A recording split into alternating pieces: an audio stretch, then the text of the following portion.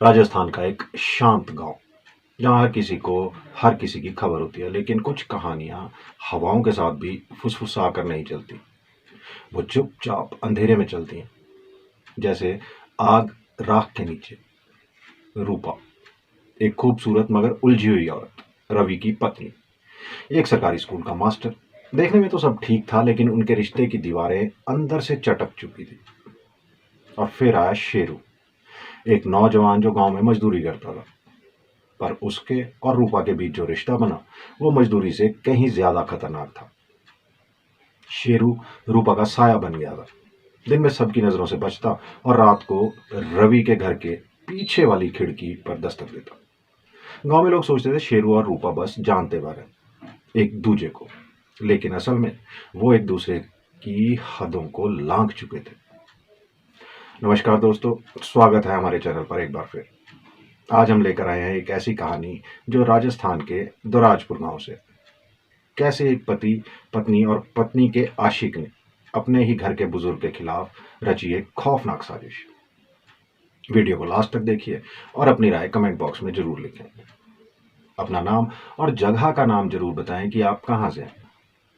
अगले वीडियो में आपका नाम जरूर शामिल करूंगा। चलिए कहानी शुरू करते हैं। दोस्तों, राजस्थान की दोपहर का तो पूछो ही मत। जब सूरज सिर के ठीक ऊपर होता है ना, तो लगता है जैसे आग बरस रही है। जमीन इतनी गर्म हो जाती है कि अगर चप्पल उतार के चलो तो तलवों तक जल जाए। और उस गर्मी में एक गांव है दुराजपुर। अब बाहर से तो बड़ा सीधा साधा लगता है, जैसे सब कुछ ठीक ठाक हो, लेकिन अंदर से वो गांव जैसे सुलग रहा हो। अब उसी गांव के एक कोने में रहता है भवानी मीणा। उम्र हो गई है 65 की। एकदम सीधा साधा आदमी, किसान है, मेहनती है। उसकी जिंदगी बस तीन चीजों के इर्द गिर्द घूमती थी: खेत, मेहनत और इज्जत। सुबह उठो, खेत में जाओ, पसीना बहाओ और शाम को थक के घर लौटो। बस इतना ही उसकी दुनिया थी। लेकिन अब कुछ सालों से उसके घर में कुछ अजीब सा चल रहा था। पहले घर में एक शांति थी, जैसे मंदिर जैसा सुकून। अब उस आंगन से औरतों की हंसी सुनाई देती है, पर वो हंसी कुछ अलग सी लगती है, जैसे जबरदस्ती की। और सबसे अजीब बात, रात को जब पूरा गांव सो जाता है, तब भवानी के घर से पराये कदमों की आवाजें आती है, जैसे कोई बाहर से आता हो और कोई अंदर उसका इंतजार कर रहा हो। अब भवानी कुछ कहता नहीं किसी से, लेकिन उसकी आंखों में बेचैनी साफ दिखती है।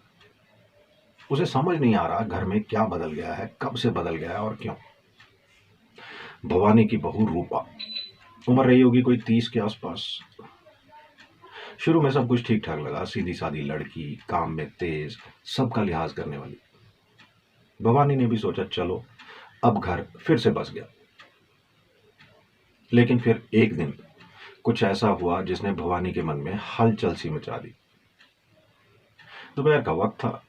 खेत से लौटकर भवानी थका हारा आंगन में आया तो देखा एक अजनबी मर्द चुपचाप खाट पर बैठा। और रूपा रूपा उसके सामने पानी लेकर खड़ी है, जैसे कोई बहुत करीबी हो। उस अजनबी के चेहरे पर कोई संकोच नहीं था और रूपा हाव भाव में कोई झिझक नहीं। वो दोनों ऐसे बात कर रहे थे जैसे कई बार मिल चुके हैं। भवानी का माथा ठनक गया। उसने सीधा सवाल किया, ये कौन है? रूपा बोली, मेरा भाई है, कुछ काम से आया है। भवानी चुप रहा, लेकिन उसके चेहरे की शिकन गहराती चली गई। उसने देखा रूपा की आंखें उसकी आंखों से नहीं मिल रही थी। औरतें जब झूठ बोलती हैं ना, तो उनकी आंखें पहले बोल देती हैं। नाम बताया गया शेरू। कहा गया कि गांव से थोड़ा दूर का रहने वाला है। भवानी ने उस दिन कुछ नहीं कहा, लेकिन उस रात नींद उसकी आंखों से दूर रही। वो बिस्तर पर लेटा रहा, लेकिन मन में एक अजीब बेचैनी थी।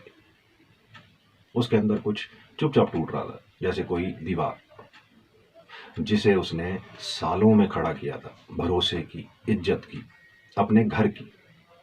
हर बार आंख बंद करता तो वही चेहरा सामने आ जाता, शेरू का। और फिर रूपा की वो मुस्कान जो अब तक कभी भवानी ने नहीं देखी थी। उसे एहसास हो गया था कुछ तो गड़बड़ है, लेकिन सवाल यह था, करे तो क्या करे। धीरे धीरे भवानी की आंखों के सामने परतें खुलने लगी। रूपा और शेरू अब चुप चुप चुप चुप कर कुछ नहीं करते थे। वो तो जैसे घर को ही अपना बना चुके थे। कभी किचन में दोनों एक दूसरे के करीब खड़े होते, बातों बातों में मुस्कुरा लेते।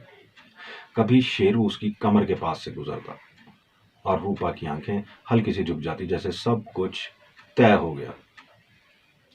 कई बार भवानी ने देखा रूपा कोमल हाथों से शेरू के बालों में उंगलियां फेर रही है, जैसे कोई अपना हो, बहुत अपना। कभी कभी तो ये दोनों कमरे का दरवाजा भी बंद कर लेते, घंटों अंदर रहते। धीमी आवाजों में बातें होती, हंसी गूंजती और फिर सन्नाटा। भवानी बाहर बैठा रहता, आंखें बंद करके, जैसे खुद को बहला रहा हो, पर कान तो सब सुनते हैं। दिल की धड़कनें जैसे हर आहट को पहचानने लगी थी। सब कुछ उसके सामने हो रहा था, और सबसे ज्यादा तोड़ देने वाली बात, उसका अपना बेटा रवि। सब कुछ देखकर भी कुछ नहीं कहता। रवि अब पहले जैसा नहीं रहा। उसकी आंखों में थकावट थी, हार थी और एक अजीब सी उदासी। कभी पिता के सामने बैठता भी तो नजरें नहीं मिला पाता था। एक दिन जब भवानी का सब्र टूट गया, उसने रवि से साफ कहा, रवि, ये घर मेरा है, इसमें इस तरह का तमाशा नहीं चलेगा। रवि चुपचाप सुनता रहा, फिर धीमे से बोला, बाबूजी, आप बुढ़ापे में शक करने लगे हो। रूपा ऐसी नहीं है, आप सोचते बहुत ज्यादा है। भवानी का दिल काम गया। ये कोई शक नहीं था, ये हकीकत थी। उसने अपनी आंखों से सब कुछ। शक तो तब होता जब मन में दुराहा होता, पर वहां तो दिल बार बार चीख रहा था, कुछ बहुत गलत हो रहा है। रातों को भवानी छत पर जाकर सोने लगा था। चारपाई पर लेटा आसमान देखता और खुद से सवाल करता, क्या सच में बुढ़ा हो गया हूं, या सब बदल गया और मैं वहीं का वहीं हूं। नीचे कमरे में हंसी की आवाज आती थी, कभी कभी किसी चीज के गिरने की, तो कभी धीमी सांसों की भी। भवानी को लगता जैसे दीवारों के उस पार इज्जत की चादर फटी जा रही है और वो कुछ नहीं कर पा रहा। जब भवानी ने एक दिन फिर हिम्मत जुटाकर रूपा से कहा, बहू, ये जो कुछ हो रहा है ठीक नहीं, लोग क्या कहेंगे, रवि की इज्जत मिट्टी में मिल रही है। तो रूपा ने पहले तो एक कड़वी हंसी हंसी, फिर जरा भी झिझक के बिना सीधा कह दिया, अब मैं किसी की नहीं सुनती, ये घर अब मेरा है, जो मन आएगा करूंगी। भवानी जैसे पत्थर बन गया। वो रूपा को देख रहा था, वही लड़की जिसे एक दिन उसने इस घर में बेटी की तरह अपनाया था, आज उसी की आंखों में एक अजीब सी जिद थी और आवाज में एक हुकूमत। और रवि, वो सामने खड़ा था पर कुछ कह नहीं पाया। उसने बस आंखें फेर ली, जैसे सुनना भी भारी लग रहा हो। अब तो रवि पूरी तरह रूपा के कंधों के पीछे छिप गया था, जैसे उसका अपना कोई वजूद ही ना बचा हो।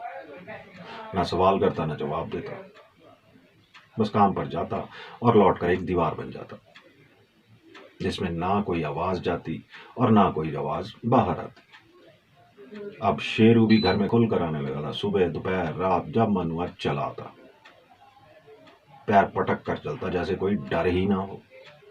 कई बार पड़ोसियों ने भी देखा कैसे वो रूपा के साथ आंगन में हंसते हुए बैठा होता, कैसे दोनों खेत की ओर साथ जाते थे या छत पर घंटों अकेले बैठे रहते। पर गांव की चुप्पी, वो चुप्पी बहुत भारी होती है। यहाँ हर किसी को सब कुछ पता होता है, पर कोई कुछ नहीं कहता। शायद डरते हैं कि अगर जुबान खोल दी तो कल उनका ही घर निशाने पर आ जाए, या शायद किसी को कोई फर्क ही नहीं पड़ता। अब भवानी उस घर में अकेले हो गए।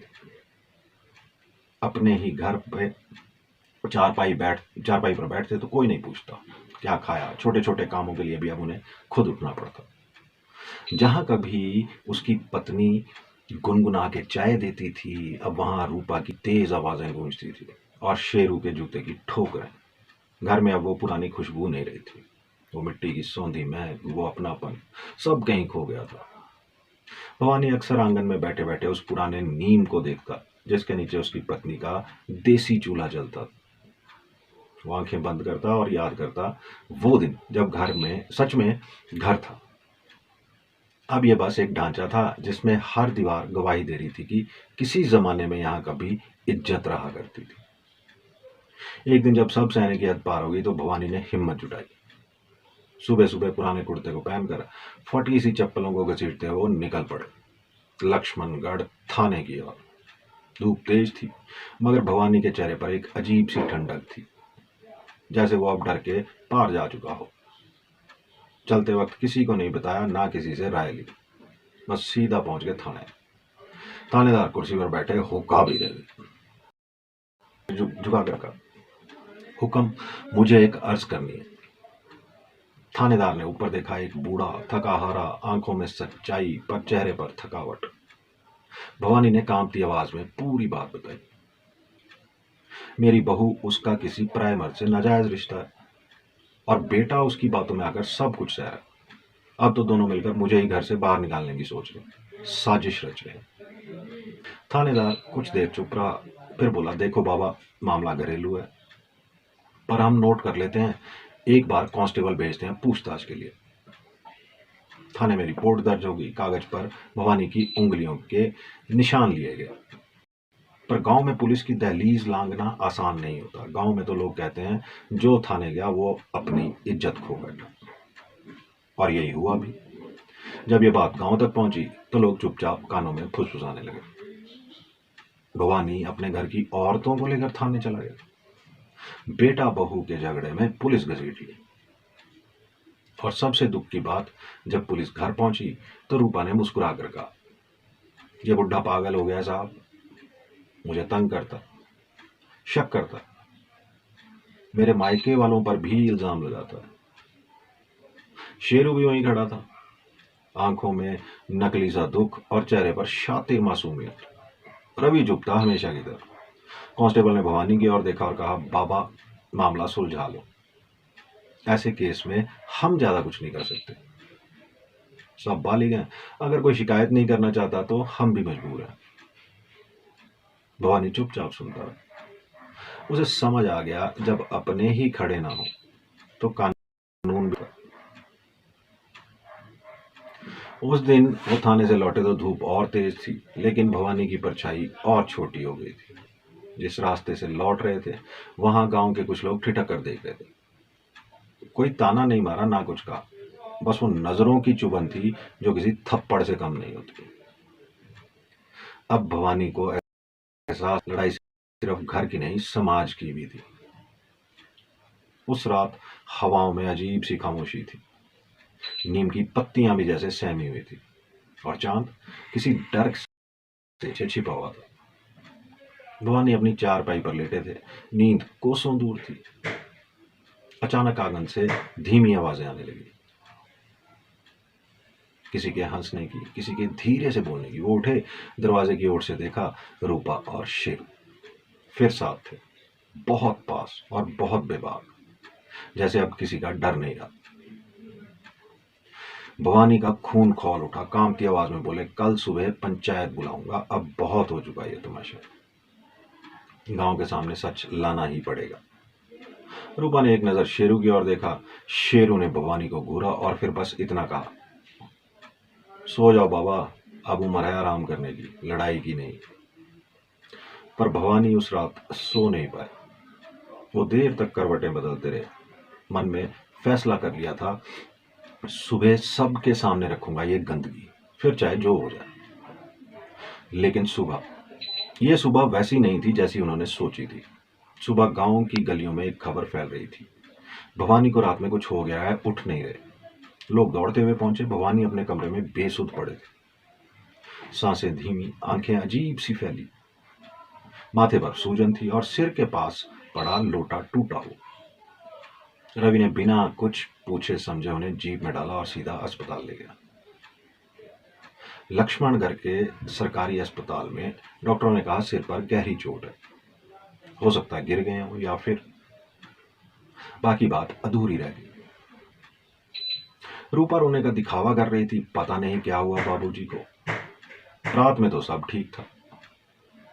शेरू वहीं खड़ा था, चुप, पर उसकी आंखों में डर नहीं था, बल्कि एक अजीब सी राहत थी, जैसे एक रास्ता साफ हो गया। पुलिस ने मामला दर्ज कर लिया, पर चूंकि घर वालों ने गिरने की रिपोर्ट दी थी, इसलिए कुछ ज्यादा छानबीन नहीं हुई। गांव में फिर कानाफूसी शुरू हो गई। क्या सच में गिर गए थे भवानी या गिराए गए? पर गांव में सवाल उठाना आसान नहीं होता, जवाबों की कीमत बहुत बड़ी होती है। अब भवानी अस्पताल के बिस्तर पर पड़े थे। आंख खोलते तो सामने सफेद छत, बंद करते तो रूपा और शेरू की परछाइयां। पंचायत नहीं हुई उस दिन, और गांव चुप रहा हमेशा की तरह। कुछ दिनों बाद उन्हें हॉस्पिटल से छुट्टी दे दी गई। वो घर आ गए और फिर से घर में वही माहौल था। वो रात भी उनकी आंखों में ही कटी, करवटें बदलते हुए। अगली सुबह हल्की धूप खेत पर फैल चुकी थी। भवानी अपने पुराने हल को कंधे पर रखे सूखी जमीन पर अकेले काम कर रहे थे। पीछे खेतों में सन्नाटा था, दूर दूर तक कोई नहीं। लेकिन तभी पीछे से 3 साए धीरे धीरे नजदीक आते। रवि, रूपा और शेरू। तीनों के हाथ में था लाठी, डंडा और लोहे की रॉड। भवानी ने मुड़कर देखा और उनकी आंखों में वो सवाल साफ था। तुम लोग यहाँ? रवि आगे बढ़ा बिना कुछ बोले। रूपा ने आंखों से इशारा किया और अगले ही पल एक जोरदार वार भवानी की पीठ पर। भवानी लड़खड़ाए, रवि बेटा, लेकिन अगला वार सीधे उनके कंधे पर पड़ा। फिर एक रॉड सिर पर, एक लाठी पैरों पर, और फिर एक एक करके सब टूटता गया। हड्डियां, भरोसे और इंसानियत। 65 साल का एक बुढ़ा जो सारी उम्र खेतों में झुक झुक कर जीता रहा, आज उसी जमीन पर गिरा पड़ा था जिसे उसने अपनी रगों का खून दिया था। कोई चीख नहीं, कोई मदद की गुहार नहीं, क्योंकि वहां कोई था ही नहीं। वो तीनों चुपचाप खड़े रहे, जैसे कोई बोझ हल्का किया हो। फिर वैसे ही खेत से निकल गए, जैसे कुछ हुआ ही ना हो। खून मिट्टी में मिल चुका था और सूरज धीरे धीरे और तेज होने लगा था। गांव की तरफ वही पुरानी हवा बह रही थी, जिसमें सब कुछ दिखता था, पर कोई कुछ कहता नहीं था। किसी ने खून देखा, किसी ने नहीं। पर खेत से गुजरते हुए एक आदमी की नजर पड़ी। एक बूढ़ा अधमरा हालत में मिट्टी में पड़ा था, सर के पास खून, आंखें आधी खुली। वो कुछ पल के लिए ठिठका, फिर अपने मोबाइल से चुपचाप डायल किया 108। एम्बुलेंस। आवाज धीमी थी। एक बुजुर्ग खेत में घायल पड़ा है, बहुत बुरी हालत है, जल्दी भेजो। एम्बुलेंस आई, गांव की गलियों से होती हुई खेत तक पहुंची। किसी ने सवाल नहीं किया, किसी ने आवाज नहीं लगाई। गांव की चुप्पी वही थी, गहरी और डरावनी। भवानी को स्ट्रेचर पर लिटाया गया। शरीर सूज चुका था, कपड़े खून से सने थे, सांसें धीमी थी, लेकिन वो जिंदा थे। अस्पताल पहुंचते ही डॉक्टरों ने इलाज शुरू किया। आईसीयू के बाहर खड़े 2 जूनियर डॉक्टर आपस में बातें कर रहे थे। ये हमला था, गिरने से ऐसी चोट नहीं होती, यह किसी साजिश की बू आ रही है। कुछ घंटे बाद भवानी ने आंखें खोली। ऑक्सीजन लगी थी, शरीर में दर्द था, पर होश में थे। डॉक्टर ने धीरे से पूछा, बाबा बताओ ये सब किसने किया? भवानी ने टूटी फूटी आवाज में 3 नाम लिए, रवि, रूपा, शेरू। कमरे में कुछ सेकंड के लिए सन्नाटा छा गया। डॉक्टर ने पास खड़े नर्स को देखा। एफआईआर दर्ज करवाओ अभी। पुलिस को कॉल किया गया। थानेदार खुद अस्पताल पहुंचा। बाबा, आपने कहा आपका बेटा, आपकी बहू? भवानी ने नजरें झुका ली। शब्द मुश्किल थे, पर सच्चाई सीधी थी। खून रिश्तों ने ही किया है।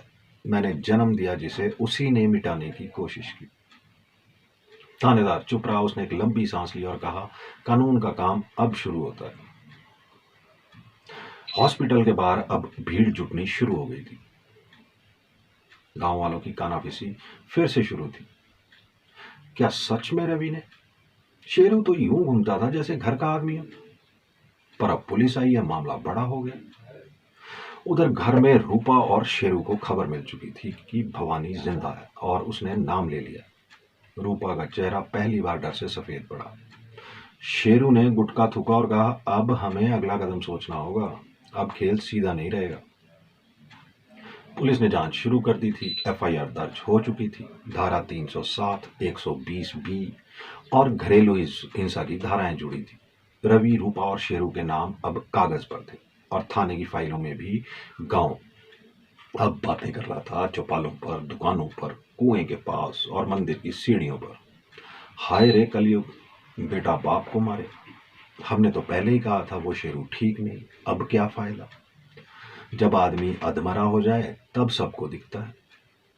पर भवानी अब सब कुछ चुपचाप सुनते रहते हैं। अस्पताल की खिड़की से बाहर देखते, जहाँ लोग आते जाते हैं। पेड़ हिलते हैं, लेकिन उनके भीतर अब कुछ नहीं हिलता। ना आंसू थे, ना गुस्सा, बस एक सूनापन। धीरे से बोले, जिनके लिए पूरी जिंदगी बताई, खेत जोते, घर बनाया, छत दी, वही अब मुझे मिटाना चाहते। नर्स पास बैठी थी, उसने कहा, बाबा इंसाफ होगा, पुलिस केस है, कोर्ट देखेगा। भवानी ने हल्की सी मुस्कान दी, जो मुस्कान कम और चोट ज्यादा जल गई थी। इंसाफ, कानून से ज्यादा तो इस जमाने में खामोशी की ताकत है बेटा। जिसने देखा वो चुप रहा, जिसने सुना उसने नजरें फेर ली। इधर पुलिस ने रवि और रूपा को पूछताछ के लिए बुलाया। थानेदार ने कड़ाई से पूछा, आपका नाम केस में है, आप पर अपने ही बाप को मारने की कोशिश का आरोप है, क्या कहना है? रूपा ने झूठी मासूमियत से कहा, हम तो घर में थे, पता नहीं उन्हें क्या हो गया, बूढ़े हैं, दिमाग भी कमजोर हो गया। रवि चुप रहा, आंखें नीचे थी। शायद अब भी पछतावा था, या शायद डर। शेरू भाग गया था, गांव से, पुलिस से, दुनिया की नजरों से। लेकिन कानून की पहुंच लंबी होती है, और उसका नाम अब लुकआउट नोटिस में था। अगले दिन हॉस्पिटल में एक बुजुर्ग आए, भवानी के पुराने दोस्त हरिराम। साफ शब्दों में बोले, भाई अब वक्त है लड़ने का। ये बेटा बेटी नहीं रहे, ये तो राक्षस हो गए हैं। तेरे लिए अब मैं खड़ा हूं, गांव को भी जगाऊंगा और कोर्ट में भी साथ चलूंगा। भवानी ने धीरे से गर्दन हिलाई। अब वो अकेले नहीं थे, और इस तरह एक नई शुरुआत हुई। गांव की पंचायत को बुलाया गया, मीडिया तक बात पहुंचने लगी, और एक सच्ची लड़ाई जहां खून के रिश्ते कटघरे में खड़े थे, और एक बाप अपने जख्म लेकर अदालत के सामने खड़ा था। दोस्तों, ये सिर्फ भवानी की कहानी नहीं है, ये हर उस बाप की दास्तान है जिसने उम्र भर घर बनाया, रिश्ते सींचे, और बुढ़ापे में बस इतना चाहा, इज्जत और सुकून। लेकिन आज लालच ने मोहब्बत को मार दिया, हवस ने रिश्तों को निगल लिया, और साजिश ने उस बुजुर्ग को अपने ही घर में अजनबी बना दिया। भवानी अकेले नहीं है, शहरों में, गांव में, हर जगह ऐसे हजारों बुजुर्ग हैं जो जिंदा लाश बनकर जी रहे हैं। सवाल ये नहीं है कि पुलिस ने केस लिखा या नहीं, सवाल ये है, क्या हम आवाज उठाएंगे? क्या इस बार समाज चुप रहेगा, या फिर एक बूढ़े किसान की लड़ाई को हम सबकी लड़ाई बना पाएंगे?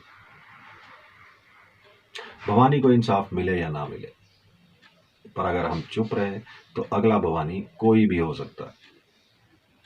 अगर आपके आसपास कोई भी बुजुर्ग अकेलेपन, हिंसा या उपेक्षा से जूझ रहा है, तो उसकी आवाज बनिए। इस वीडियो को इतना शेयर करें कि आवाज पंचायत से कोर्ट तक पहुंचे। कमेंट में लिखिए #इंसाफ चाहिए, ताकि भवानी अकेले ना रहे। और हाँ, सब्सक्राइब करें स्टोरीज बाय सागू, जहां हर कहानी सच्चाई से टकराती है और हर किरदार आपसे जुड़ा होता है। आपको वीडियो पसंद आया तो लाइक करें, चैनल को सब्सक्राइब करें, और बेल आइकन दबाना ना भूलें, ताकि आपको हमारी हर नई वीडियो की खबर मिले। अगली बार मिलते हैं एक नई और रोचक कहानी के साथ। तब तक के लिए नमस्ते, और अपना ख्याल रखिए। जिंदगी जिंदाबाद।